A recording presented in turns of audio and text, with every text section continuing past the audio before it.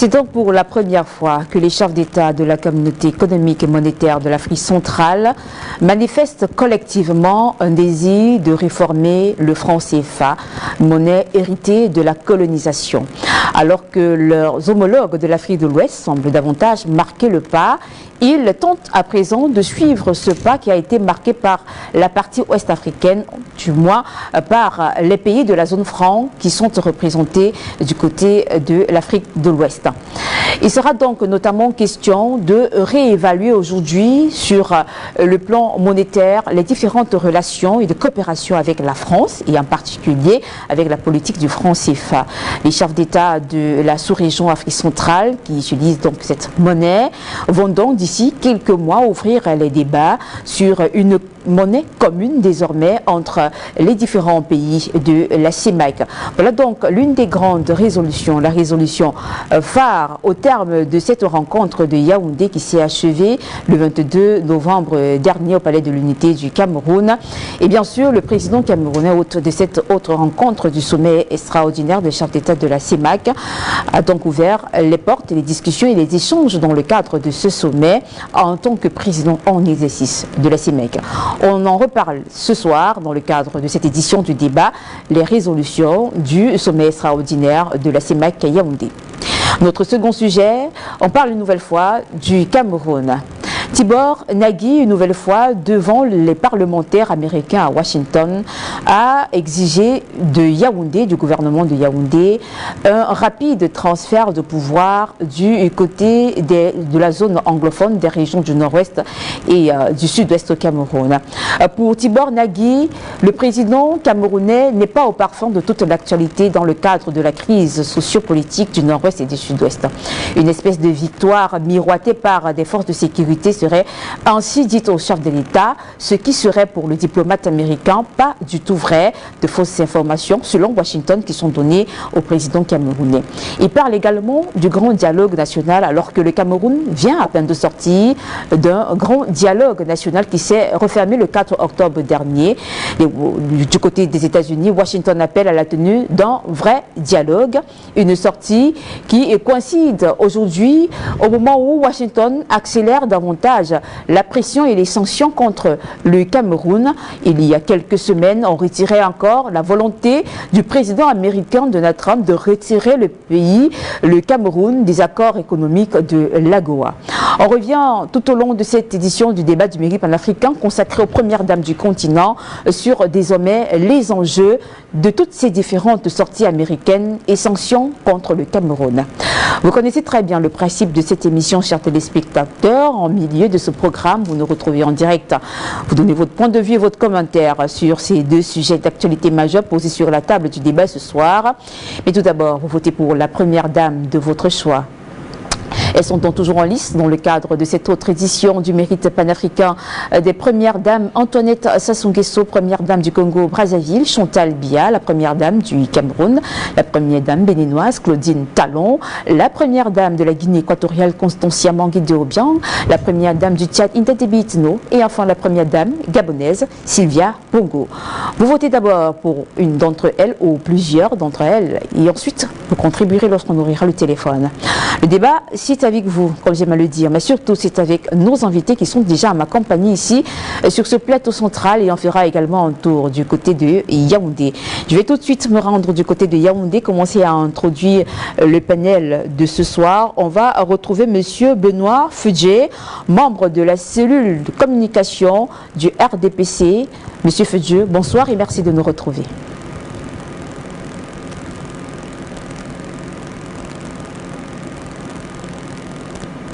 Bonsoir à tous les téléspectateurs de Afrique Média et bonsoir au panel de Douala. Ce soir, dans le cadre de ce débat, je reste à Yaoundé, juste à vos côtés, monsieur René Bakota du PURS. Bonsoir et merci de nous retrouver.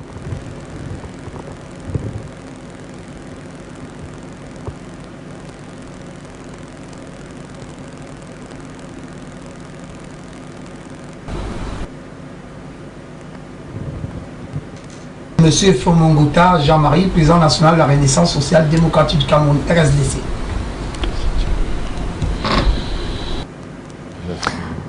voilà quelques difficultés à recevoir M. René Bakota Dupur ce soir. On va tout d'abord accueillir nos invités ici sur ce plateau. Je vais commencer avec vous, M. Didier Yimkwa du FNNC, militant écologiste. Bonsoir, monsieur. Merci de nous retrouver. Bonsoir, madame. Bonsoir à tous vos téléspectateurs. Je suis heureux de partager ce brillant plateau après le sommet, le sommet CEMAC qui s'est tenu hier à Yaoundé. J'ai l'infime conviction que l'Afrique noire francophone est en train de vivre une partie en train de vivre ces derniers espaces de la décolonisation, parce que l'indépendance que nous avions eue en 1960, c'est une indépendance factice, une indépendance de drapeau, comme disait Jomo Kenyatta, avec ce qui se passe aujourd'hui, le destin du franc CFA qui est en train de se dessiner.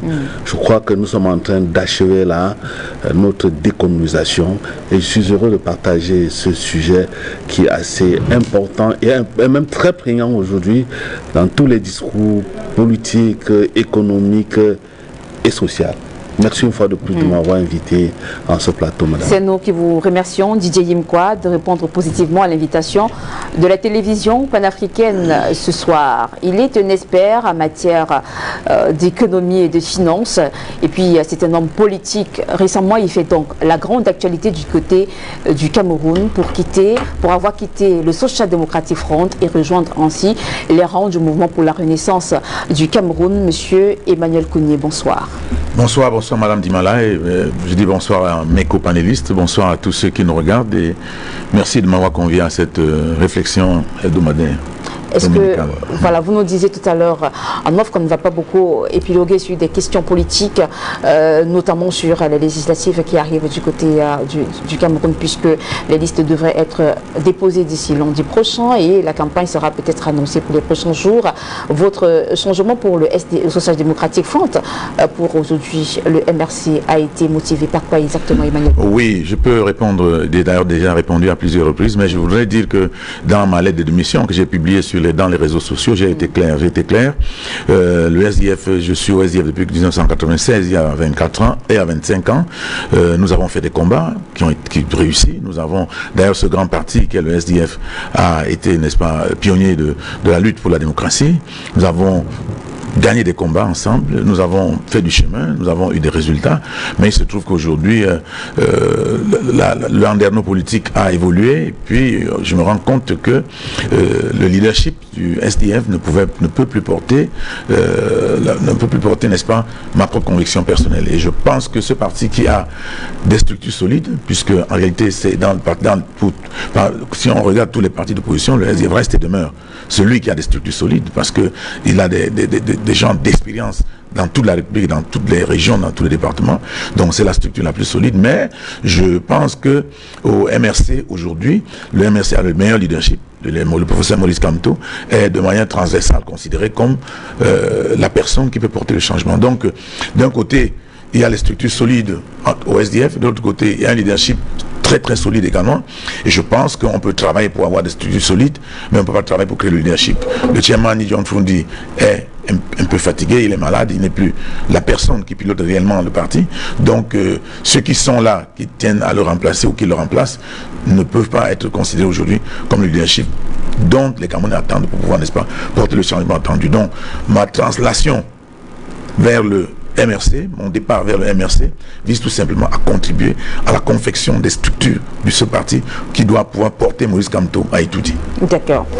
Merci donc à vous, Emmanuel Kounié, d'accepter l'invitation de la télévision panafricaine ce soir. Avant de retourner du côté de Yaoundé en réglant ce petit désagrément technique, je vais justement démarrer ici avec ce sujet, avec vous, monsieur Emmanuel Kounié, sur les résolutions de ce sommet extraordinaire des chefs d'État de la sous-région Afrique centrale, la CEMAC. La résolution de ce sommet de Yaoundé qui semble un peu plus répondre, je le disais tout à l'heure, aux attentes des citoyens de la sous-région et en particulier avec cette question monétaire, celle du franc CFA. Les chefs d'État et de gouvernement se sont enfin exprimés là-dessus de façon collective et voudraient évaluer de manière plus approfondie aujourd'hui la mise en œuvre d'une monnaie commune de la sous-région. Madame, j'ai suivi toutes ces résolutions-là, mais je suis très embêté, très embêté, parce que les chefs d'État, quand je les ai suivis, je crois qu'on a interviewé au moins 3 chefs d'État qui ont parlé de ces résolutions, mais je me suis retrouvé plutôt dans ce qu'on appelle en économie les lieux communs, c'est-à-dire les choses qu'on a l'habitude de dire. Quand on parle de l'inflation qui a été maîtrisée, bon, et quand on parle de déficit budgétaire qui n'est pas énorme, mais le déficit budgétaire n'est pas forcément une mauvaise chose quand il augmente.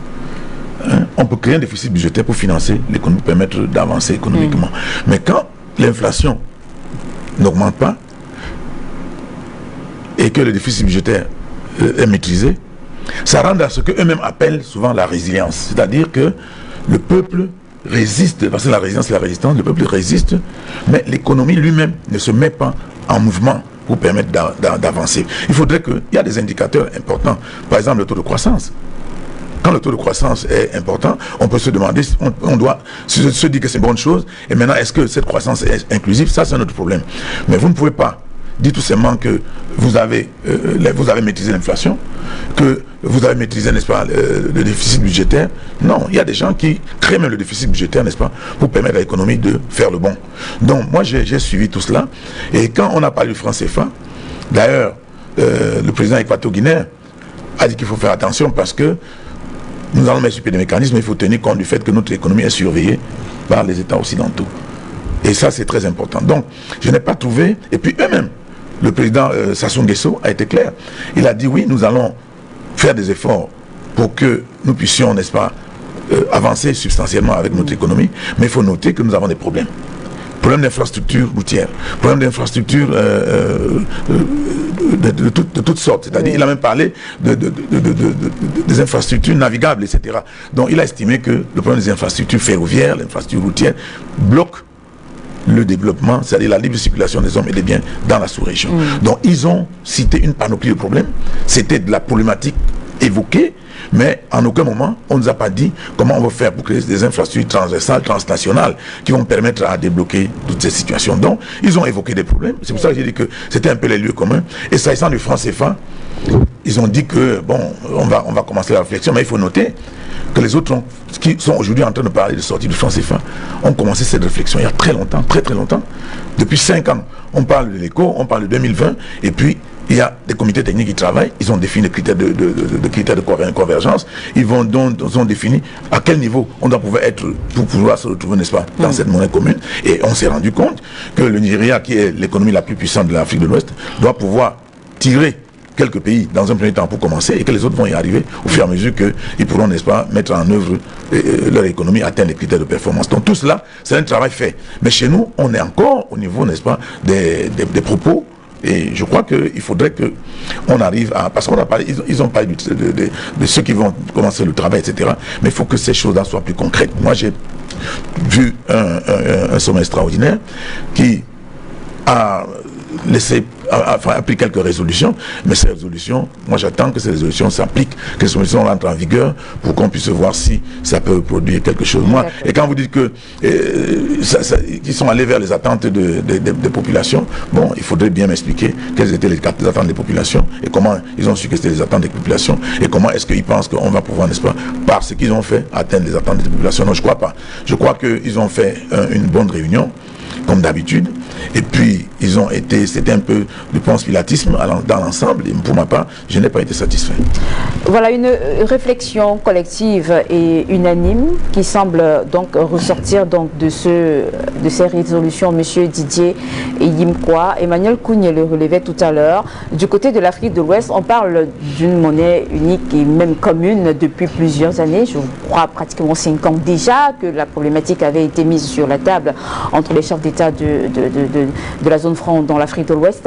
Et peut-être ce qui coinçait du côté de l'Afrique centrale, c'était une entente commune. On connaissait déjà la position très explicite du président tchadien Idriss Déby Itno au sujet du franc CFA. Il avait d'ailleurs déclaré « Demain, quand nous sortirons du franc CFA, nous appartiendrons à un seul cadre monétaire ». La déclaration de Idriss Déby Itno, le président tchadien, dans ses propos qui avaient été relayés par la Radio France Internationale, semblait un peu plus être explicite et démontrer d'ailleurs sa position. Du côté du Cameroun, on avait un président qui ne donnait pas véritablement sa position, mais évoquait plutôt la stabilité du franc CFA. Pensez-vous qu'aujourd'hui, avec cette entente commune et collective, on pourrait enfin sortir et arriver à quelque chose? Écoutez, madame, il faut déjà amorcer ce problème du franc CFA de façon holistique, de façon globale. C'est-à-dire, il ne faut pas faire croire aux populations, au peuple de l'Afrique centrale que la sortie ou bien la fin ou bien la fermeture du compte d'opération qui est logé au Trésor français est une solution ultime pour atteindre l'émergence. Non, il faut éviter ça. Parce que ce discours-là aujourd'hui, ça ressemble un peu à l'époque à cette histoire de PPTE. On nous a fait croire que si nous sortions des PPTE, on rentrait directement dans l'Eldorado. D'abord, il faut dire aux gens que le problème de l'émergence de l'Afrique centrale n'est pas seulement le CFA. Même si aussi le CFA, évidemment, comme l'une des dernières reliques de la colonisation, mais ce n'est pas seulement le franc CFA. De deux, lorsque vous suivez ce qui s'est passé à Yaoundé, si j'avais pas une bonne culture politique, je dirais que c'était un sommet pour rien. Évidemment, vous-même, dans votre analyse, dans votre bilan d'analyse, vous démontrez vous-même qu'en Afrique de l'Ouest, les pays, les États là-bas sont trop avancés, ne serait-ce sur le plan de l'intégration. Je peux vous rassurer qu'à l'heure où nous sommes en train d'échanger sur ce plateau, pour aller au Gabon, il faut un passeport, il faut un visa. Pour aller en Centrafrique, il y a des problèmes. Donc, vous ne voyez pas, on parle d'intégration, parce que l'intégration doit être manifestée par un certain nombre de choses, par des infrastructures, par des routes, Vous ne pouvez pas aujourd'hui me rassurer que le mouvement des biens et des marchandises, des biens et des hommes, entre tous ces pays d'Afrique centrale, ces mouvements-là sont garantis. Vous comprenez? Donc, il y a d'abord cela. Et puis moi, je pensais, à mon humble avis, que le sommet d'hier, c'était peut-être pour répondre à ce qui se passe en Afrique de l'Ouest. Parce qu'il faudrait, je peux vous rassurer, il faudrait aujourd'hui que le président Biya, qui est quand même le président du Cameroun, qui est, je dirais, la locomotive de l'Afrique centrale, doit se positionner très très vite. Vous comprenez? Le vent de la pour aller à l'écho, pour tirer les autres. Parce que ce qui se passe, j'ai l'impression que le Congo, le Tchad, la Centrafrique seront des points qui vont empêcher peut-être le Cameroun d'aller vers l'écho. Nous allons subir l'écho. J'ai discuté l'autre jour avec un financier camerounais qui est basé aux États-Unis, qui me disait que si on ne fait pas attention, l'écho sera une devise pour le Cameroun. Pour faire des importations avec l'Afrique de l'Ouest, c'est-à-dire le Congo, le Nigeria, le Bénin, ou bien, je ne sais pas quoi, la Côte d'Ivoire, il va falloir payer l'écho. Alors que si nous sommes déjà dedans, notre banque centrale va frapper l'écho et ce sera facile. Donc il faut qu'on sorte du discours. Oui. On est déjà trop dans les discours, vous comprenez? C'est pour ça que j'ai dit à l'entame de ce propos que j'aurais pu dire que c'est un sommet. Pour rien, madame, vous comprenez? Il faut qu'on sorte du discours, qu'on aille très vite vers l'intégration. Si les autres bloquent l'intégration, le Cameroun, nous avons la chance de partager près de 1500 km de frontière avec le Nigeria. Nous pouvons facilement nous mettre avec le Nigeria et rentrer dans l'écho. Et là, je suis convaincu que les autres vont nous suivre. Merci encore Didier Yimkwa. On se rend du côté de Yaoundé On va donc évidemment recevoir Jean-Marie Mfomongota, président du parti RSDC. C'est vous qui êtes à Yaoundé en lieu et place de M. René Bakota du PURS, comme cela avait été mentionné. Toutes nos excuses. Bonsoir à vous, monsieur, et merci de nous retrouver. Ce que relève M. Didier Yimkwa ce soir est d'autant plus important car on le savait déjà avant la tenue de ce sommet extraordinaire de la CEMAC à Yaoundé. Il était également question, entre autres, d'aborder le sujet relatif à la libre circulation. On voit dans les résolutions, dans le rapport final, que cette question n'a pas beaucoup été évoquée. Elle a peut-être été évoquée, mais peut-être de façon un peu plus superficielle, ce qui ne répond véritablement pas à la grande question de l'intégration de la sous-région Afrique centrale.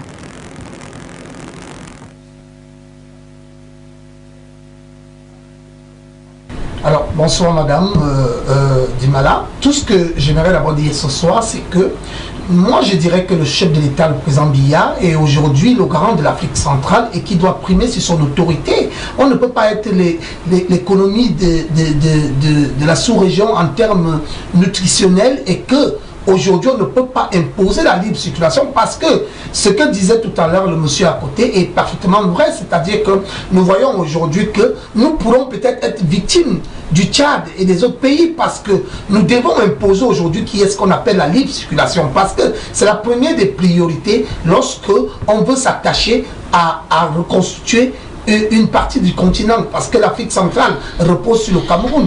Mais alors aujourd'hui, le président Biya doit primer et taper la main sur la table parce qu'il est le doyen des présidents et leur faire comprendre que nous ne pouvons que passer par ce chemin aujourd'hui. C'est-à-dire que la libre circulation, l'ouverture des frontières va permettre encore qu'on puisse faire plus de croissance parce qu'on ne peut pas aujourd'hui parler de croissance lorsque chacun reste chez soi et croit que ça viendra du ciel. Non, parce qu'aujourd'hui, ils ont soulevé un problème d'infrastructure routière où ils ont même évoqué une somme de 740 milliards. Mais malheureusement, aujourd'hui, si on ne peut pas ouvrir nos frontières, comment allons-nous aborder cette situation? Parce que ça date depuis les années. Nous savons bien que depuis les années 60 avec Amadou Ahidjo, il y avait déjà des problèmes. On a rapatrié les Camerounais au Gabon, on a rapatrié les Camerounais par-ci. Mais nous devons maintenant faire comprendre aux gens que lorsqu'on a une puissance, qui est la puissance alimentaire, on doit aussi imposer la façon de faire. Parce que je crois qu'aujourd'hui, le Cameroun prime. Et le Cameroun a le droit de dire aujourd'hui à ses partenaires d'Afrique centrale que l'ouverture des frontières sera la première priorité pour essayer de développer l'Afrique centrale. Fedjo, vous êtes également du côté de Yaoundé en notre compagnie dans le cadre de ce débat ce soir sur cette question d'intégration, mais plus encore celle du développement qu'évoquait M. Mfomongota tout à l'heure. Il est également question des partenariats, notamment celle des banques qui soutiennent aujourd'hui et appuient en matière de développement les projets liés donc à la situation économique de la sous-région. Eh bien, dans le rapport final, l'une des grandes résolutions, puisqu'on parle de ces résolutions, a été cette stabilité ou redressement macroéconomique semble observer les chefs d'État et de gouvernement de la CEMAC. Votre avis justement sur cette stabilité macroéconomique que semble d'ailleurs féliciter les chefs d'État de la sous-région?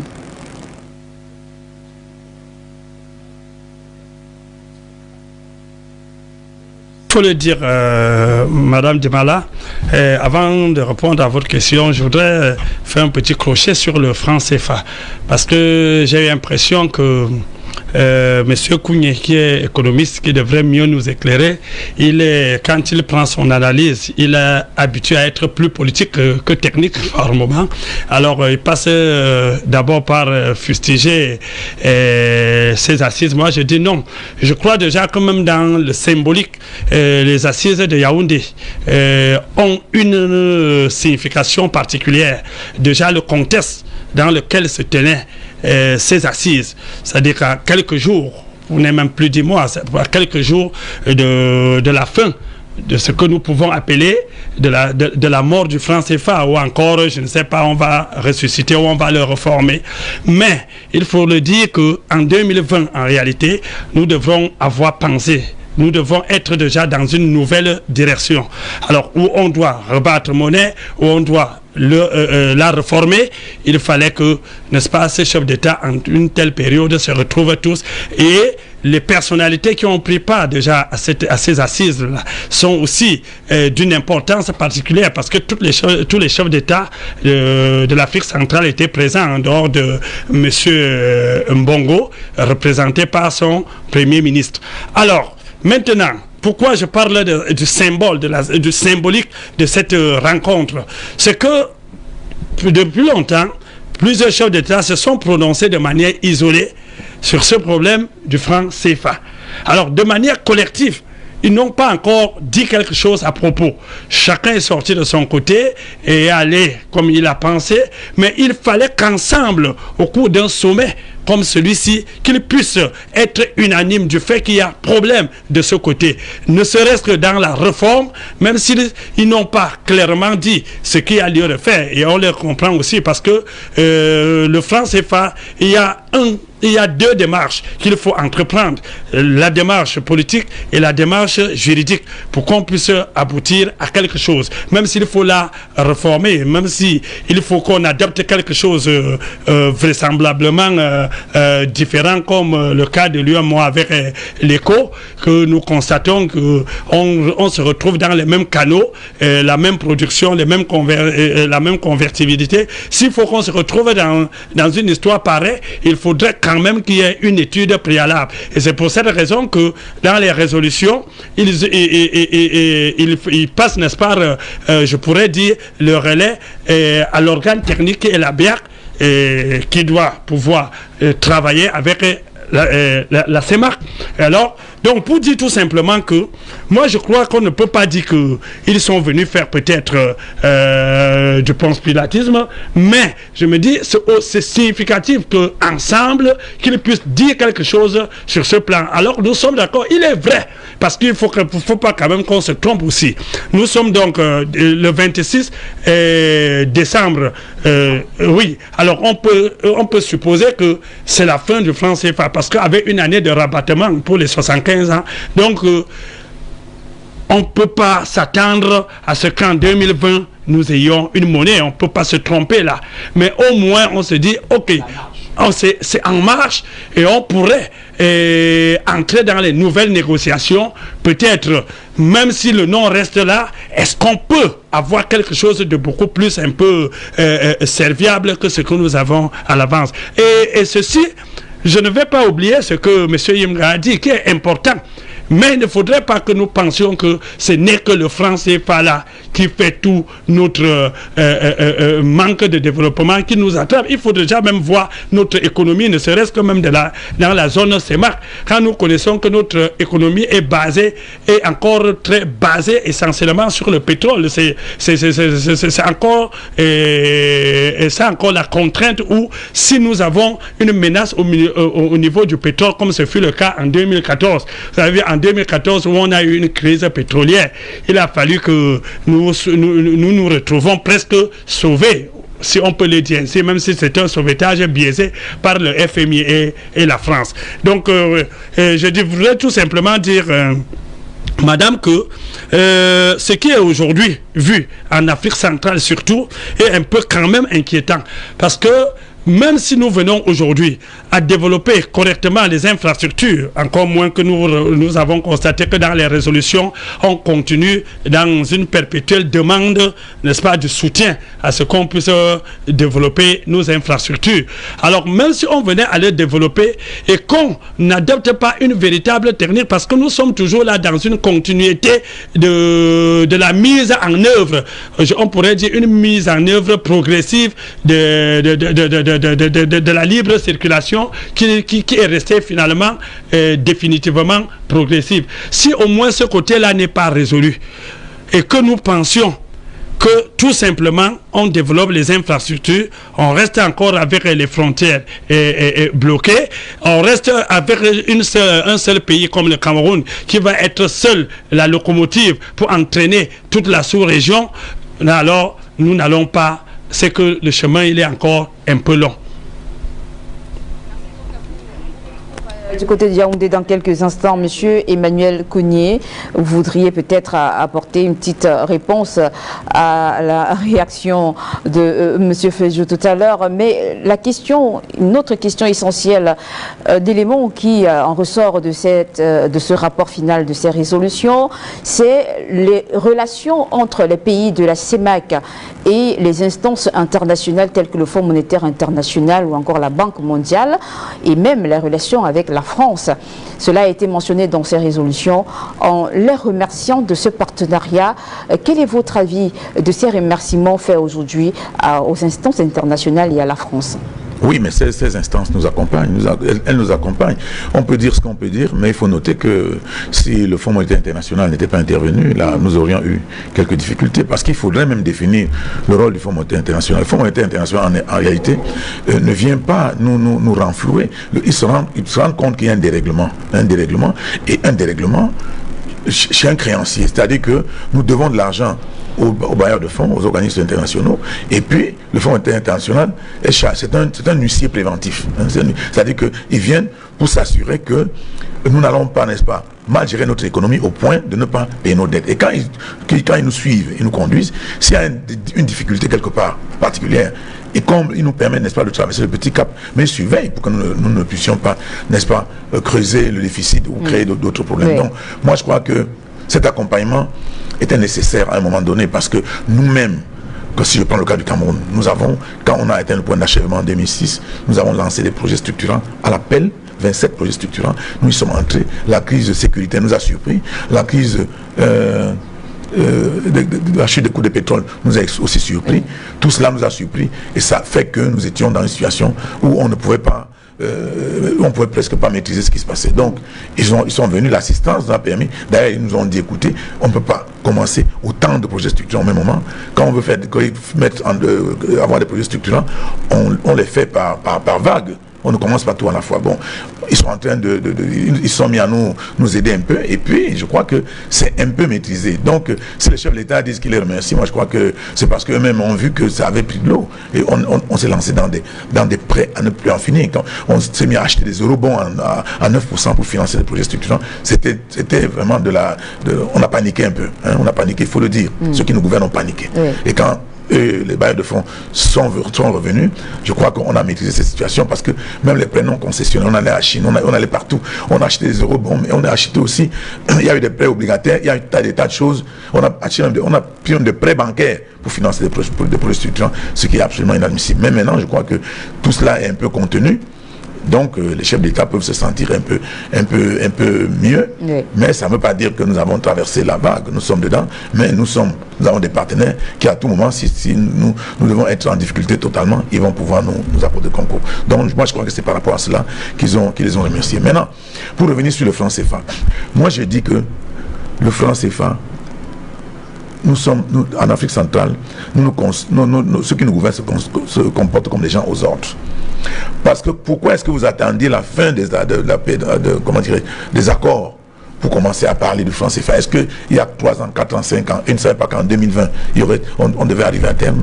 Non. Moi, je crois que tout ce qu'ils sont en train de faire est commandité. Et quand c'est commandité de l'extérieur, et par ceux qui tirent profit sur ce que nous faisons, ça m'embête. Je suis très embêté. Parce que moi-même, j'étais en France en 2018, pardon. J'ai suivi un débat franco-français sur le franc CFA. Et ces messieurs disaient entre eux que la situation du franc CFA est décriée partout en Afrique. Et eux, ils ont leur réforme qu'ils envisagent. Et leur réforme est simple. Changer le nom du franc CFA pour éviter que le spectre, n'est-ce pas, de la colonisation continue à transparaître. Ne plus imprimer le franc CFA en Europe. Trouver des pays africains où on va imprimer le franc CFA pour permettre que on constate quelque chose à changer, et puis si possible réduire un peu, même d'1 point ou de 2 points, comment dirais-je, les réserves dont nous sommes obligés nos réserves de change dont nous sommes obligés de déposer au Trésor français. Oui. Donc ils envisagent eux-mêmes des aménagements. Donc quand les chefs d'État se réunissent pour dire ce qu'ils disent là, si demain matin ils nous disent qu'il y a une réforme, ça veut dire que c'est une réforme qui a été faite ailleurs. Oui. Parce qu'ils disent qu'ils ont demandé à la BERC et tout ça. À la BERC, il y a les Français. Donc j'ai peur qu'on nous transporte, n'est-ce pas, ces réformes-là qu'ils ont préparées, pour nous déposer en Afrique centrale. Mais nous savons qu'en Afrique de l'Ouest, il y a eu des réflexions profondes. On a vu les débats autour de cette affaire, et on a vu le Nigeria et le Ghana s'impliquer. Et c'est des gens qui ont leur monnaie, c'est des pays qui ont leur monnaie, qui gèrent leur monnaie, donc ça ne peut pas, le Nigeria ne peut pas les garder ses réserves en France, c'est pas possible. Pas possible, parce que d'ici 50 ans, le niveau de vie, si toute chose reste égale par ailleurs, le niveau de vie du Nigeria sera supérieur à celui de la France. Donc le Nigeria, c'est un grand pays, c'est une grosse pointure. Donc eux, ils sont dans une posture qui ne ressemble pas à la nôtre. Donc, comme disait Didier Imkwa, peut-être pour vous envisager d'entrer à l'éco, mais nous ne pouvons pas entrer à l'éco avec ceux qui nous gouvernent, puisque ce sont des agents de ces gens-là. Donc, ce n'est pas possible, c'est pas possible pour le moment. Il faudrait comprendre que soit nous allons faire un effort supplémentaire pour casser la baraque, soit nous allons laisser d'autres générations venir le faire, parce que les jeunes qui arrivent là ne vont pas raisonner comme nous, ils ne vont pas accepter ces choses-là. C'est des choses qui ne sont pas acceptables. Mais ceux qui étaient à leur école, qui ont appris leur histoire, qui travaillent pour leur compte, n'accepteront pas. Maintenant, je voudrais parler de ce qu'on a dit tout à l'heure là, notre compagnie a dit, du fait que le Cameroun est la maman nourricière de l'Afrique centrale. Non, ça c'est ce qu'on a dit, même au temps d'Aïdjo, depuis longtemps, on dit, mais c'est presque terminé ça. Hein? C'est terminé. Le Gabon nous livre de l'huile de palme parce que nos usines qui produisent l'huile de palme, n'arrivent plus, n'est-ce pas, à se ravitailler par le Cameroun. Le Gabon, avec le Gabon vert, je ne sais plus comment le président Bongo appelé. Et puis, vous verrez de moins en moins les Gabonais venir acheter les plantains ici, comme ça se faisait. C'est en train de régresser. Et d'ailleurs, nous-mêmes, aujourd'hui, les bananes qui venaient de sociétés qui produisent des bananes là, ça coûte plus cher au marché que le riz.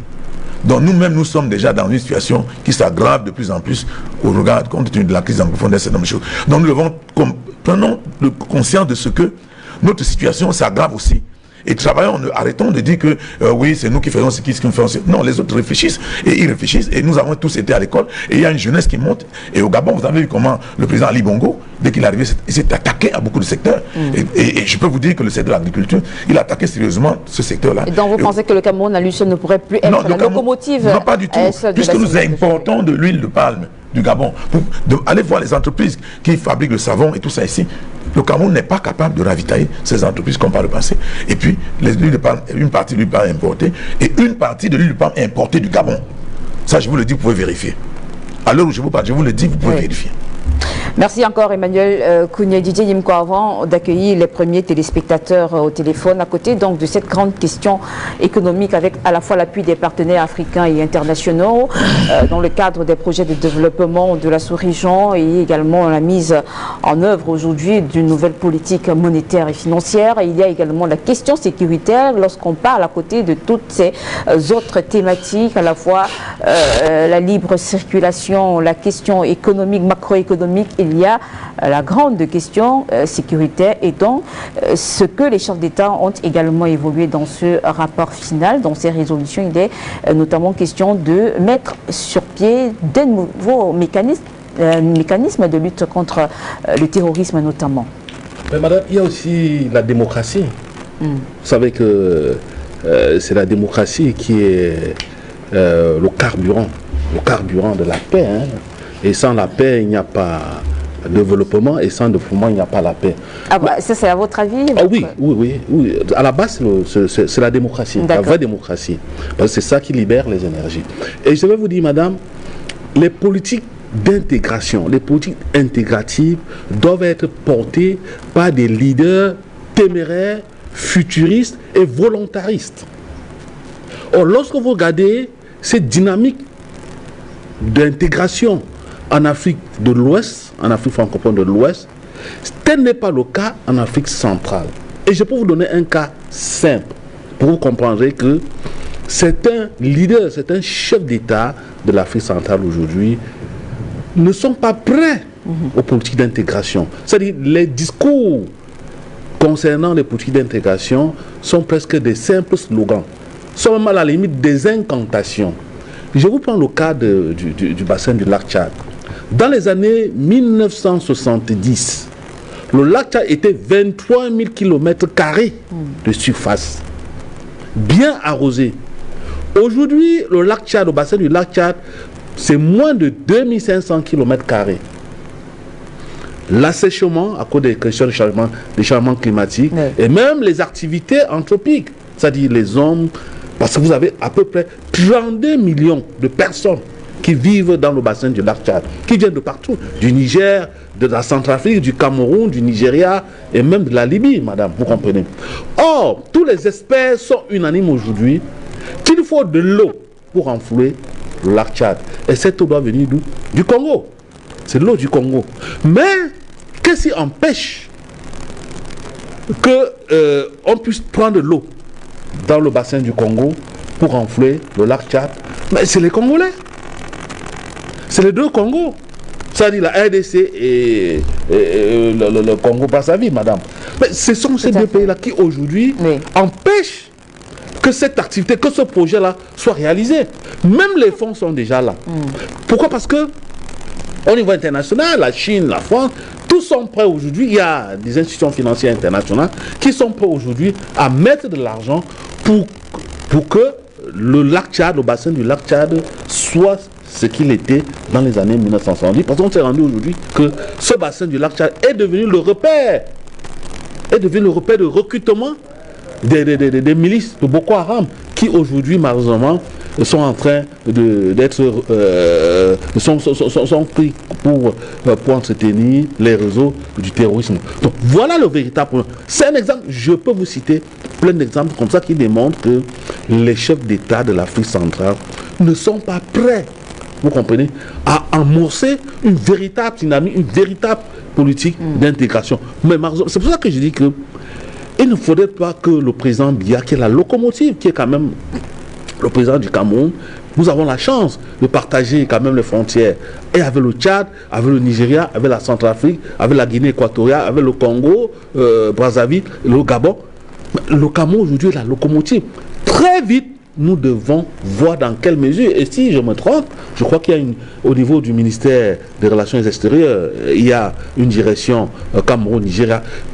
On se demande exactement ce que cette direction fait parce qu'aujourd'hui, on devait être déjà trop avancé dans la coopération Nigeria-Cameroun pour que traîner les autres pays. Donc moi je dis que voilà des exemples. L'exemple du bassin du lac est un exemple assez parlant. C'est un exemple qui démontre que certains chefs d'État en Afrique centrale ne sont pas prêts aujourd'hui à ouvrir leurs frontières. Lorsque vous les écoutez, même certains frères qui viennent par exemple du Gabon, c'est comme si les Camerounais étaient des pestiférés. C'est comme si les Camerounais étaient des gens qui venaient prendre tout. Et en plus, on ne peut pas nous faire ce procès-là parce que nous sommes quand même dynamiques. Monsieur Kounié est là, on a lancé une opération l'autre jour au Gabon. Il semble que c'est les Camerounais qui ont raflé toute la mine, monsieur Kounié. Donc c'est pour dire que... Et puis ça fait problème, ça fait débat. Alors que s'il y avait une véritable intégration, si les frontières étaient abattues, ce problème ne se poserait pas. Que les Camerounais aujourd'hui, dans la bourse financière du Gabon, que ce soit les Camerounais qui soient les plus grands actifs. Donc moi je pense qu'il faut d'abord, parce que les peuples sont aujourd'hui, les peuples c'est des célèbres. Ces frontières-là sont des frontières artificielles, c'est des frontières nées de la colonisation. Donc on trouve les fans de l'autre côté du Congo, on les trouve au Cameroun. Donc sur le plan de la population, l'intégration ne pose pas de problème. On va retrouver notre panel de Yaoundé dans quelques instants. On accueille tout d'abord les premiers téléspectateurs au téléphone ce soir. On retrouve le pasteur Soa qui nous appelle depuis le Ghana. Pasteur, bonsoir. Votez et ensuite contribuez, s'il vous plaît. Bonsoir. Bonsoir. Que la grâce de Dieu soit avec vous ce matin, ce soir plutôt, Dimala. Je salue tous ceux qui sont sur le plateau. Je vais saluer ce soir mon frère Hassan Awana, sans oublier Delphin, qui se porte très bien. Salut aussi Abou d'Angleterre et Emma de la France. Bonsoir. Oui, toi Dimala. Oui, bonsoir. Je vais simplement dire que sur ce sommet de la CEMAC, au sujet du franc CFA, je voulais simplement intervenir pour dire que c'est vrai, ce sujet nous l'avons traité depuis longtemps. Mais puisque nos chefs d'État vont maintenant de sommet en sommet, vous voyez, il y a un professeur du nom de Nicolas Gou qui a quand même, qui n'est plus à présenter, qui nous a dit que le franc CFA est un système qui empêche le développement en Afrique. et le franc CFA est adossé à l'euro. Donc, qu'est-ce qu'il faut faire? Est-ce que pour ça, il faut aller encore à des sommets? Non, on est à des sommets. Il faut une responsabilité, il faut également une volonté politique sur le plan monétaire et il faudrait que ce problème soit réglé. Mais si on doit d'abord aller à des sommets, voici on parle de l'écho en Afrique de l'Ouest. Si on parle de l'écho, c'est parce qu'on parle de la Côte d'Ivoire. Mais ça c'est encore un autre nom du franc CFA qui est en train d'être changé là-bas. Toujours pour nous maintenir dans le système dictatorial. Et tout à l'heure, il y a un panéliste qui a le chapeau, qui a dit quelque chose d'important, que c'est vrai, le franc CFA est là, mais il y a aussi un autre problème qui est également d'imposer la libre circulation à toute l'Afrique. C'est-à-dire, moi je vais voyager, je vais aller au Cameroun, on me demande un visa, on me demande ceci. Mais c'est aussi un autre problème. Donc je suis d'accord avec ce monsieur qui a le chapeau, en tout cas qui a fait des analyses objectives. Et c'est vrai que le français aussi était un problème de malédiction pour l'Afrique, mais ce problème-là, il faut que ça soit réglé. Si moi je dois aller en Guinée équatoriale, on doit me poser certaines choses. Et alors, l'Occident fait ça pour ne pas que nous, entre les Africains, on puisse commercer. Mais si on n'arrive pas à commercer entre nous, mais comment on peut arriver à un développement sur tous les plans? On n'arrivera pas à le faire. Donc le problème du franc CFA aujourd'hui, nous avons beaucoup à dire en quelques jours, on peut obtenir cela. C'est vrai, dans les années 1963, Olympien voulait sortir du franc CFA et il y a eu des problèmes, il y a eu des morts. Même chose qui s'est passé au Mali en 1962, il est décédé en 77 ans. Et le Mali est revenu dans le même franc CFA en 1984. C'est vrai, mais c'est l'histoire aujourd'hui qui peut nous amener à pouvoir sécuriser comment également sortir également de ce concept d'opération qui empêche l'Afrique de pouvoir entrer dans son développement. Donc, étant comme ça, il nous faut une volonté politique, et cette volonté politique, c'est la décision des chefs d'État et de la population. Donc, on risque de me répéter, je voulais simplement dire que ce qui est en train de se passer, il faudrait que nous, les Africains, on prenne nos responsabilités en tant que Africains, parce que la France, qui dispose dans son président public d'un portefeuille appelé compte d'opération, ce compte d'opération, il faudrait que ça nous revienne. C'est quoi? Vous voyez, c'est que le président Bernois, qui est en train de réclamer également ses affaires qui sont logées également dans le trésor public français. C'est important. Donc, je vais m'arrêter là. Merci. Merci pour cette participation ce soir, Pasteur Sowa. On accueille Jean-Claude depuis la Belgique. Jean-Claude, bonsoir. Votez et ensuite contribuez. D'accord. Bonsoir Victor Dimala. Merci de me donner la parole. Je voudrais saluer le Standard et je salue tout ce que vous faites pour nous. Le directeur d'Afrique Média aussi également. Permettez-moi, Madame Dimala, je ne sais pas s'il faut saluer les présidents ou bien les premières dames. Voilà. Alors si c'est pour les présidents, je saluerai Obiang Nguema. Si c'est pour les premières dames, je saluerai aussi la femme d'Obiang Nguema, sans toutefois oublier Madame Arikana et Nathalie Yamb, et aussi Maître Michel Doki. Une fois que j'ai dit ceci, Madame Dimala, par rapport à votre thématique, je voudrais saluer Monsieur Kounié. Monsieur Kounié et vraiment lui présenter toutes mes salutations pour le changement qu'il a accompli dans sa carrière politique. Et j'espère que beaucoup d'autres Camerounais aussi pourraient le faire. Je m'adresse comme ça à Monsieur Didier Yimkoa.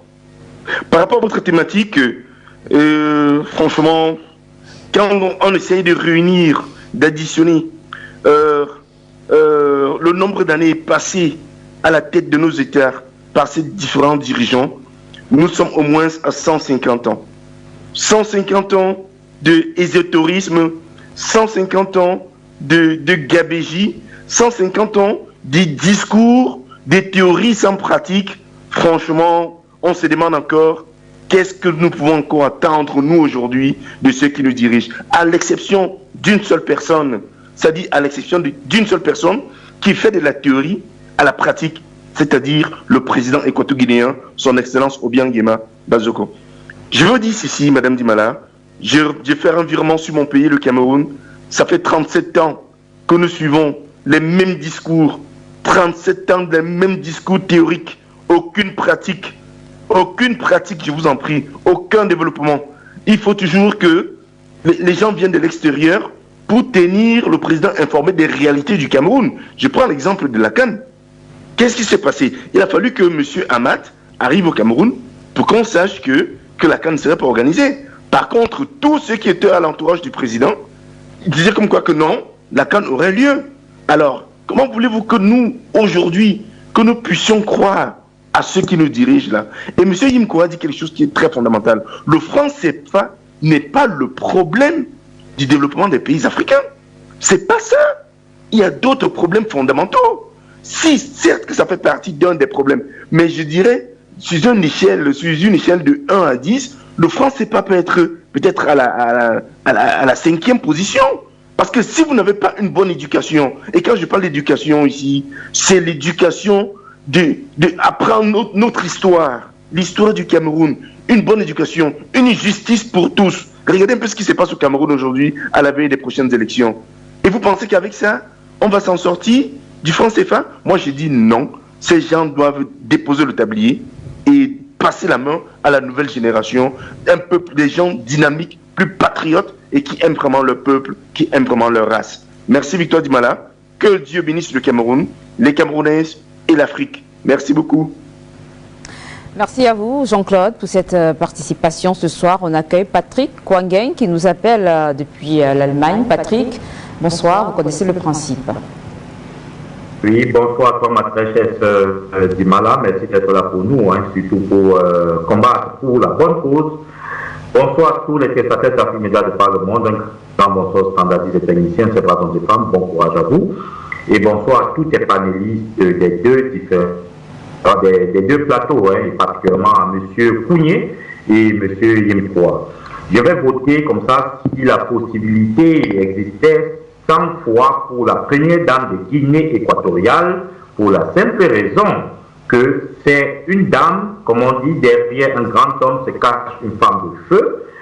Effectivement, nous voyons les réalisations, nous voyons, parce que retenons une chose, les réalisations restent pour longtemps, les infrastructures restent pour longtemps, et nous voyons cela. Donc, mais merci pour cette grande dame, qu'elle continue comme ça, ce soutien spirituel pour son chef d'État, de Mali, c'est très très important, et qu'effectivement, son excellence Obiangema, pendant le temps qu'il a encore dans ce passage que nous avons sur terre, qu'il s'attelle véritablement à réunir, à rassembler les populations guinéennes entre elles et que le leader soit celui-là qui conseille plus tard, qui se repose après et qui conseille seulement. Donc il faut renforcer le tissu social et surtout entre les différents ennemis et le peuple. Alors, concernant le sujet, ma chère sœur, je dirais simplement que M. Kounia dit quelque chose de clair.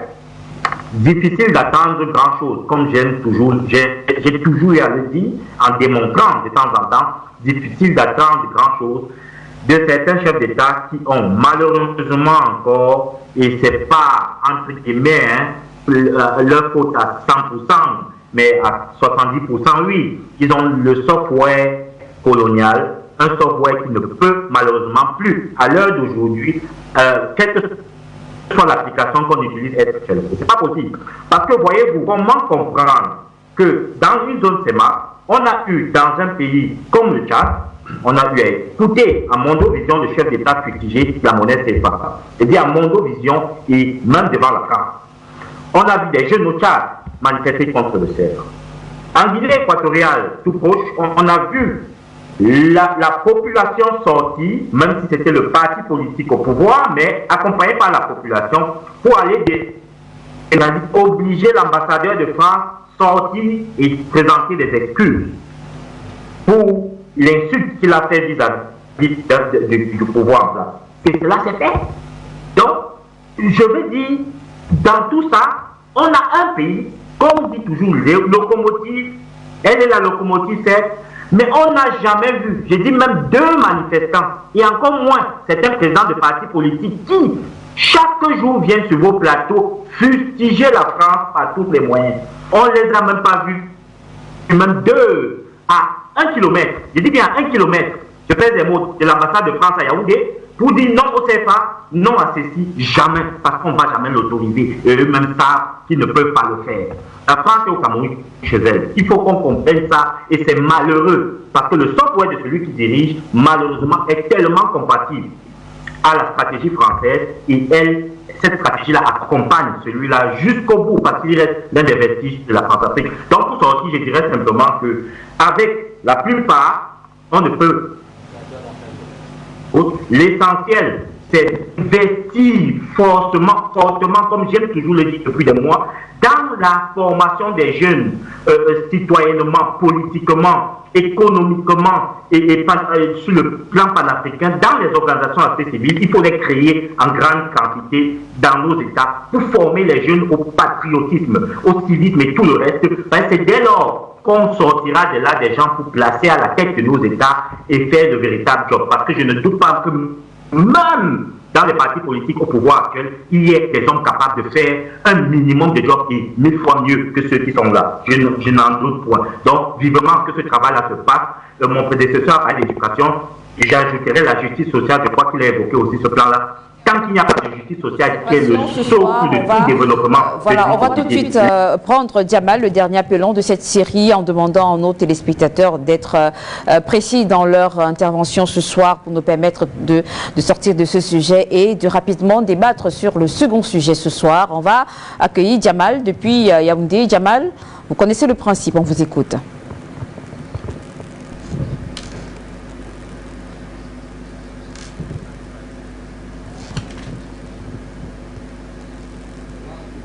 Djamal, bonsoir.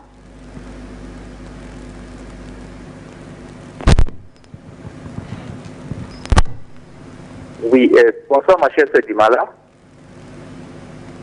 Bonsoir aux panélistes, bonsoir aux téléspectateurs. Et je voulais rappeler à mes chers frères que le tout premier problème que nous avons au Cameroun et dans la sous-région, c'est le franc CFA. Ça ne vient pas en 5e ou 6e position. La force d'un pays, le centre de gravité d'un pays, c'est son indépendance et sa monnaie. Quand tu as ta monnaie, tu la bats dans ton pays, ça te permet de bourser, de relever l'économie et d'investir et d'assister ta population. Les nouveaux ingénieurs qui sortent dans les écoles et qui sortent avec des maquettes, ils peuvent aller dans nos banques, faire des prêts, ouvrir leurs succursales au Cameroun et employer les Camerounais et faire des joint ventures avec les autres, que ce soit à l'extérieur. Ça permet maintenant les débouchés qui vont vers la Centrafrique, vers le Gabon, vers le Congo. Alors comment voulez-vous dire que la monnaie rentre en deuxième position, que c'est d'abord l'intégration? Détrompez-vous. L'intégration vient en troisième position. Et en plus, cette intégration viendra comment? Il faut que les frontaliers, ceux qui sont comme la frontière du Cameroun et le Tchad, ou la frontière du Cameroun avec la Centrafrique, ou les autres, les autochtones de là peuvent entrer dans les différents pays voisins avec leur carte d'identité ou un carnet de voyage. Avec cela, ça leur permet de faire 90 jours et sortir du territoire. Vous autres ou nous autres qui sortons de loin, nous sortons de Yaoundé ou de Douala, et qu'on veut traverser par route, on doit avoir une carte d'identité, un passeport. Ça permet qu'en arrivant à la frontière, on nous donne un visa de 90 jours. Et ça nous permet de ressortir. Pourquoi je le dis? C'est le système qu'il y a en Asie. Tous les Asiatiques, il y a une libre circulation. Tu vas par bateau, par air, par route ou par train. Donc une fois que tu arrives là, que ce soit à Hong Kong ou à Macao, tu as tes 90 jours. Si tu dépasses les 90 jours, que tu sois Laotien, Thaïlandais, on va t'arrêter. L'immigration t'arrête et te renvoie chez toi. Bon, alors maintenant, je reviens sur les infrastructures. Lorsque le président congolais lui-même dit il n'y a aucune route qui quitte le Congo, le Cameroun, soyons un peu sérieux. Hein? C'est à nous, dirigeants, de se mettre au travail. Mais pour se mettre au travail, ça ne sera pas avec le franc CFA. Et ce président-là que je vois, notre président Pobia ne peut pas nous libérer du franc CFA. Nous avons compris son discours. Il faut seulement qu'il y ait un nationaliste qui vient pour qu'on le mette de côté. Ce n'est que ça. Parce que même l'armée que nous avons, avec la société civile, sont incapables, avec la population, de s'associer pour dire que, mon cher frère président, sommes de cette monnaie. Et maintenant, battons notre monnaie. Mais comme vous dites qu'il nous faut une monnaie commune, cette monnaie commune-là, on doit la battre au Cameroun. Salaboukat.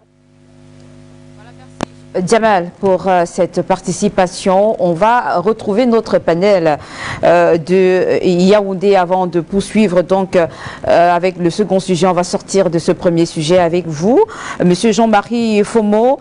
On a écouté Monsieur Emmanuel Kounié tout à l'heure nous parler de ses partenaires internationaux ou encore des institutions internationales, en l'occurrence le Fonds monétaire international et la Banque mondiale. Et le discours de Monsieur Emmanuel Kounié aujourd'hui qui semble nous présenter désormais le Fonds monétaire international comme un sauveur du malaise parfois économique de la sous-région Afrique centrale pour ce qui est des pays de la CEMA. Pourtant, cela n'a pas souvent été observé de la même manière dans les précédents débats que nous avons eus concernant le Fonds monétaire international ou alors l'appui du Fonds monétaire international. On a notamment très souvent décrié les dettes du Fonds monétaire international ou de la Banque mondiale sur ces pays de cette sous-région, parfois utilisés, Banque mondiale, FMI, comme outil du néocolonialisme. Pourquoi ne pas tout simplement conjuguer avec la Banque africaine de développement, dont l'article 16, dans le cadre de ces résolutions, a tenu d'ailleurs à féliciter l'appui de la Banque mondiale africaine dans le cadre des projets de développement de l'Afrique?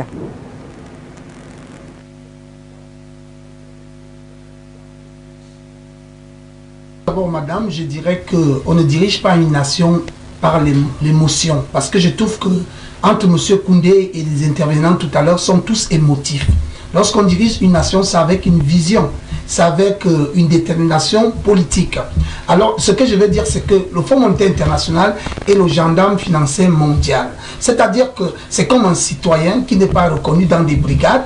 Et quand il va pour une première fois, on ne peut pas l'enfermer parce que son nom n'est pas reconnu dans la brigade. Et alors, s'il est un citoyen qui se conduit bien, il n'aura pas de problème. Le Fonds monétaire international n'aime pas les voyous, aime les États qui font des efforts pour s'en sortir.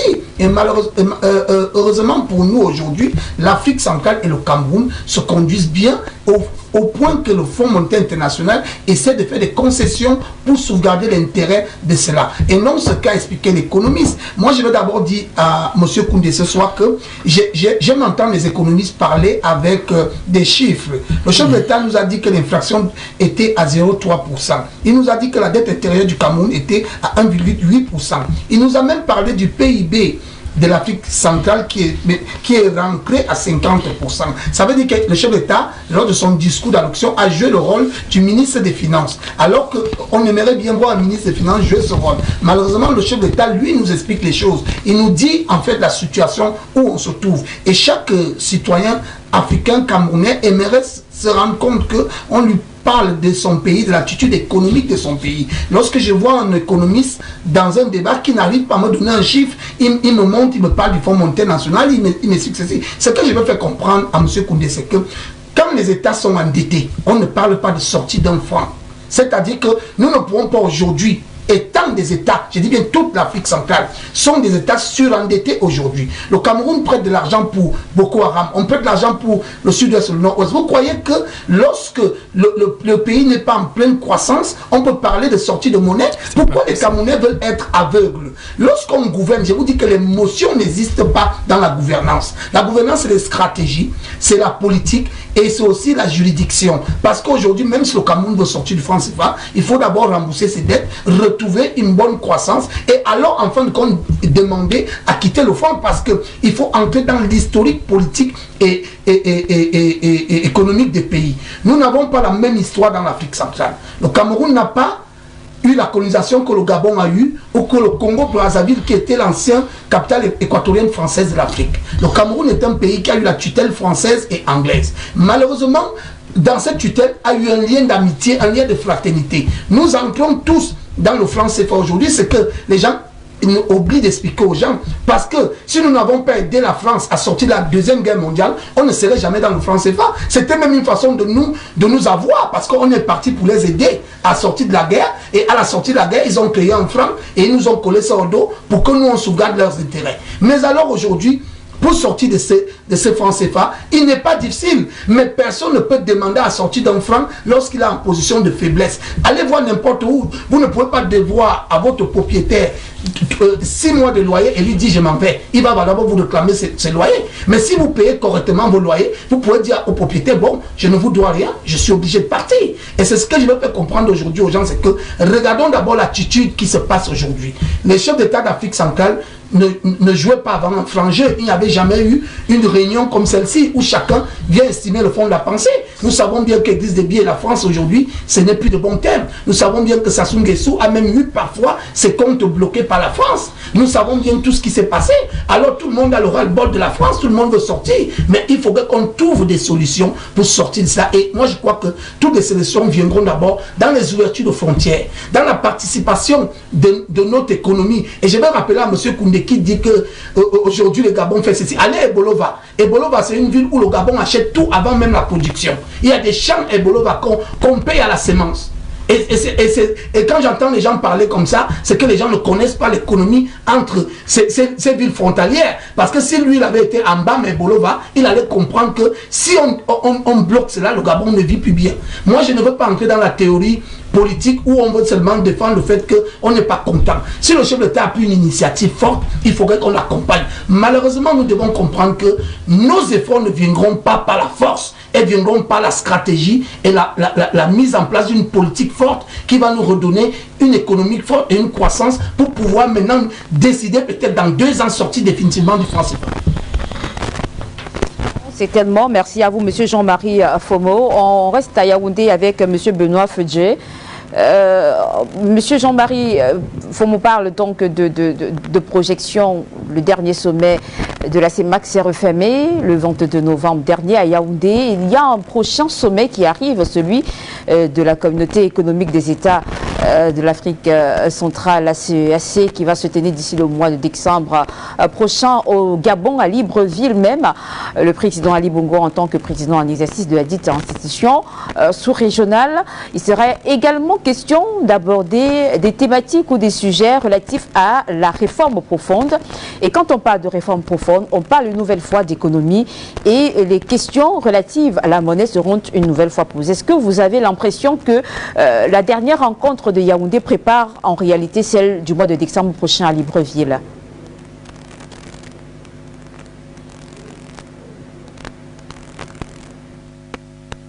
En quelque sorte même déjà, parce que quand vous regardez un point qui porte sur l'approfondissement de l'intégration avec le développement des échanges commerciaux intercommunautaires, vous voyez qu'ils ont bien fait la précision sur le fait, n'est-ce pas, d'assurer le profit des pays de la zone CEMAC.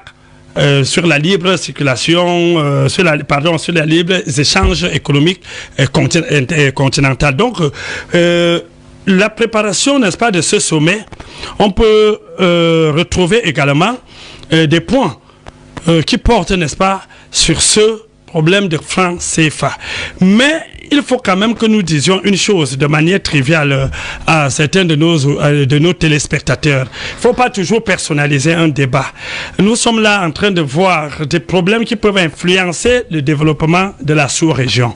Et faire des comparaisons littérales entre le Cameroun et la Guinée équatoriale. Non, on ne comparait pas les pays comme ça. Chaque pays a ses réalités et son histoire.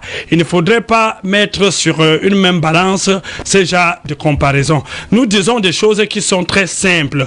On a un problème de monnaie aujourd'hui. Et le problème de monnaie, nous l'avons si bien dit. Avant de parler de la monnaie, vous ne pouvez pas dire le numéro 1 de nos problèmes, c'est juste le franc CFA. Nous sommes conscients qu'ayant une indépendance uniquement juridique, sans avoir l'indépendance monétaire, quel que soit le cas, ça nous freine le développement. Mais n'allons pas oublier que nous sommes en train de traiter un problème dans la sous-région de l'Afrique centrale, où il faut quand même qu'il y ait ce libre-échange, cette circulation, cette intégration sous-régionale. Un peu comme du côté de l'UEMOA. Ils sont même déjà, ils sont un peu plus avancés en cette libre circulation. Vous partez d'un coin à l'autre sans sans avoir de frein quelconque. Mais vous pouvez battre votre monnaie, comme il le dit. Vous battez votre monnaie, vous entassez. Si vous ne pouvez pas circuler, qu'est-ce que vous en ferez avec cette monnaie? Il faut donc maintenant qu'il y ait ces infrastructures, qu'il y ait ces ouvertures-là, pour que vous puissiez ensemble, n'est-ce pas, et combiner les efforts pour développer votre continent. Alors, maintenant, vous avez bien dit, voilà, on va d'un moment à l'autre tenir ce sommet de la CAC. Et vous êtes sans ignorer qu'il y a parmi même les présidents certains qui pensent même que cette monnaie commune pouvait même s'étendre un peu dans toute la zone. Dans toute la zone CFA, nous enlevant ainsi, n'est-ce pas, cette difficulté que nous rencontrons où on a un franc CFA en zone CEMAC. Au Cameroun, vous ne pouvez pas dire le franc CFA, vous arrivez de l'autre côté, c'est la même chose. Il faut encore passer par des échanges pour y arriver. Donc, si un jour on peut se retrouver avec cette ouverture-là, où si même on dit CFA, parce que ce qui est quand même sûr, c'est que peut-être très prochainement, même si le CFA reste, peut-être il restera tout simplement dans la zone CEMAC, parce que les autres sont déjà un peu, si je peux dire, en avance, même si c'est tout simplement un nom qui change pour adapter un autre. Ils ont quand même déjà pris certaines dispositions, même si je ne suis pas tout à fait d'accord avec, je crois, M. Kwenye qui les a, non, ou encore le téléspectateur qui a présenté cela comme ceux qui ont réfléchi très longtemps avant, et puis ils ont déjà depuis 3 ans adopté, n'est-ce pas, une nouvelle monnaie. Je ne suis pas très d'accord parce que lorsque j'ai fait un peu aussi des petites recherches vers ce côté, je n'ai vu pratiquement pas de différence entre ce écho qui est émis et puis le franc CFA d'hier qu'on change. C'est comme si on en a marre de Pierre et puis on dit Pierre, désormais tu t'appelles Jean. Alors, donc pour dire, madame, que les chefs d'État se sont retrouvés. Nous avons un peu épilogué, n'est-ce pas, les points sur lesquels ils ont travaillé. On s'est focalisé sur le 7e point qui portait sur le CFA. Mais globalement, j'ai quand même pris la peine de jeter un coup d'œil, voir et faire un petit résumé et me trouver que leur rencontre a été en quelque sorte aussi comme un bilan. Parce que quand vous voyez, il n'y a que pratiquement 3 points innovants, notamment le point 7. Qui portait sur la monnaie, le point 9 et le 12. Sinon il y a au moins 8 points qui ne s'appuient que sur renouvellement, renforcement. Donc j'ai l'impression, pourquoi je ne pouvais pas laisser ça passer, c'est que j'ai l'impression qu'il y a, n'est-ce pas, des initiatives qui sont prises, il y a des idées qui sont émises, il y a des objectifs qui sont fixés à long terme, mais que les chefs d'État eux-mêmes, à travers ce sommet, ont essayé d'évaluer et se rendre compte qu'ils n'avancent pas. Parce que si sur 16 résolutions, on a 8 qui portent sur renouvellement renforcé, ça veut dire qu'il y a quand même une lenteur d'implémentation des résolutions des précédents sommets. Il faudrait tout simplement que les Africains de l'Afrique centrale puissent réellement être un peu plus, n'est-ce pas, plus sérieux et plus déterminés, qu'on puisse, n'est-ce pas, de s'enfermer sur soi. Le Eldorado ne peut être valable en Afrique que si on s'ouvre à son frère, si ensemble on essaie de développer. On a l'habitude de dire de manière prosaïque que lorsque ton voisin souffre, tu ne peux pas être bien. Et lorsque ton voisin est développé, ça fait le développement de l'ensemble. Merci à vous, Monsieur Benoît Feudjé. On va revenir ici sur ce plateau en 2 minutes. Chacun des panélistes ici pour sortir de ce sujet. Et on ouvrira le second. Je commence avec vous, Monsieur Didier Yimkwa. Oui, madame, moi je pense aujourd'hui qu'il ne faut pas s'arc-bouter sur le problème du CFA, évidemment. On ne va pas le bouder parce que c'est un sujet assez prégnant. S'il faut penser véritablement à l'indépendance de l'Afrique centrale, oui, il faut une vraie révolution culturelle. Moi, j'ai eu la chance d'être à l'école indienne. Je vois comment un peu ça fonctionne là-bas. Les Indiens, les Asiatiques produisent ce qu'ils consomment, ils consomment ce qu'ils produisent sur la base de leur histoire. Leur économie prend ses racines dans leur culture, ils maîtrisent leur histoire. Il y a une réforme sur le plan éducationnel. Parce que le système éducation, voyez-vous, le professeur Kizerbo, c'était un Béninois, c'était le premier agrégé en histoire. Lorsqu'il allait en France apprendre la politique, il se rend très vite compte que à la Sorbonne, on lui enseignait plutôt l'histoire de la France. On ne voulait pas lui enseigner. Et il n'avait pas l'occasion d'apprendre l'histoire de l'Afrique. Il a décidé de rompre ce qu'il voulait aller faire pour apprendre l'histoire africaine. Et lorsqu'il rentre, il avait dit ceci, que l'école qu'il fallait en Afrique, c'était l'école pour l'Afrique et pour les besoins de l'Afrique. Donc il fallait revoir tout le système éducatif africain pour les besoins de l'Afrique et non dupliquer le système français pour notre pour qui ne colle pas avec nos réalités socio-culturelles et même nos réalités ontologiques. Donc il faut revoir notre histoire. Il faudrait aussi penser à la démocratie, vous comprenez. Si cette démocratie-là, qui est une démocratie gréco-romaine, je ne sais pas quoi, qui ne colle pas trop à notre réalité, mais il faut l'adopter aussi à nos valeurs socio-culturelles. Donc, à la base, le développement endogène doit tenir compte de toutes ces réalités sociologiques. Donc à la base, c'est notre histoire, c'est notre culture. Et je suis heureux qu'il y ait aussi un discours assez prégnant dans les sociétés traditionnelles africaines aujourd'hui. C'est l'afrocentrisme, vous comprenez. Vous avez encore des professeurs comme le professeur Théodore Ebenga, qui sont aujourd'hui un peu des leaders, même s'ils sont des aînés académiques, mais qui pensent aujourd'hui que l'Afrique devait d'abord penser son développement à partir de l'Afrique. Donc je crois que notre développement passera par une véritable révolution culturelle. Merci Didier Yimkwa, M. Emmanuel Kouni en 2 minutes. Oui, je voudrais dire à ceux qui ont tendance toujours à dire que non, l'écho, c'est on a changé le nom de franc CFA, etc. Je voudrais leur dire que le Nigeria a demandé aux États de l'Afrique de l'Ouest qui sont dans le franc CFA de rompre le cordon ombilical avec la France par rapport au franc CFA actuel. C'est la condition pour qu'ils rentrent dans l'écho. On n'est pas en train de s'amuser là-bas. Les gens sont en train de travailler. Les gens travaillent. Vous êtes là. Vous dites toujours que non, on a vu que c'est rien. C'est toujours le franc CFA et tout ça. Mais c'est pas possible.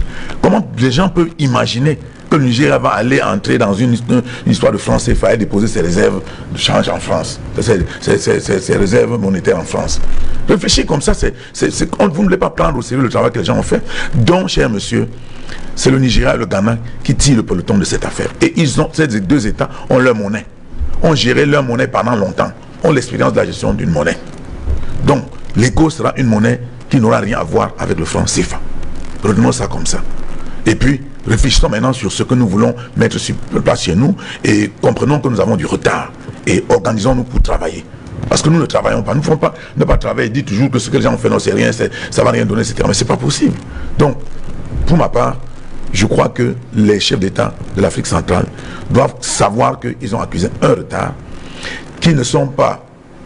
c'est-à-dire que ce retard doit être rattrapé et qu'ils doivent voir dans quelle mesure on va se mettre au travail. Mais, puisque les accords sont presque en terme, on va certainement soit les renouveler, soit faire quelque chose. Mais je vous ai dit que s'il y a des réformes, les réformes viendront de la France et ces réformes seront sur quelques points comme j'ai évoqué ici tout à l'heure.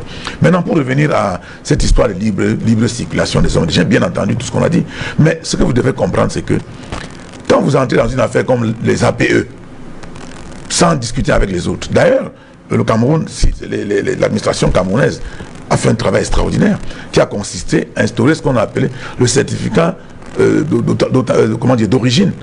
Parce que les Européens eux-mêmes étaient déjà en train de prendre des produits fabriqués en Asie pour amener chez nous, parce que puisqu'ils disent qu'ils ont délocalisé leurs entreprises là-bas pour nous chercher à nous inonder. Mais avec cela, on les a amenés à comprendre que les produits qui rentreront seront les produits fabriqués en Europe.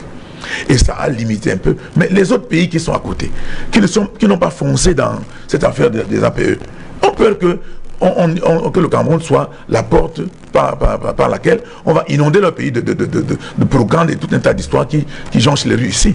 Donc, il y a une explication, n'est-ce pas, à cette réticence aussi. Donc, ne soyons pas trop...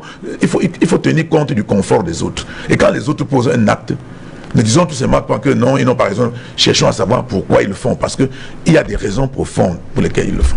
Et si on cherche des raisons, on va trouver. Et nous allons également ajuster notre comportement par rapport à ces actes-là qui sont posés de l'autre côté. Donc, pour le reste, je ne voudrais pas discuter les histoires de chiffres et tout ça. Les chiffres, moi, je parle grossièrement sur ce qui se passe. Quand j'ai dit que le Fonds monétaire international nous a conseillé enfin, nous a fait comprendre qu'on ne peut pas commencer 27 projets structurants à la fois parce que l'économie libérale est permanemment soumise à des chocs. Et ceux qui ont commencé cette affaire ont vu l'atteinte du point d'achèvement, ils ont pensé que tout était rose. Mais les premiers chocs sont arrivés. Le deuxième, 10 ans après, on s'est retrouvé dans la situation de départ. C'est-à-dire que de 2006 à 2016, on est rentré au Fonds monétaire international parce que les prévisions, on a avancé, n'est-ce pas, sans mettre les garde-fous nécessaires. On n'a pas besoin d'être un économiste pour le comprendre. Merci Emmanuel Kouni.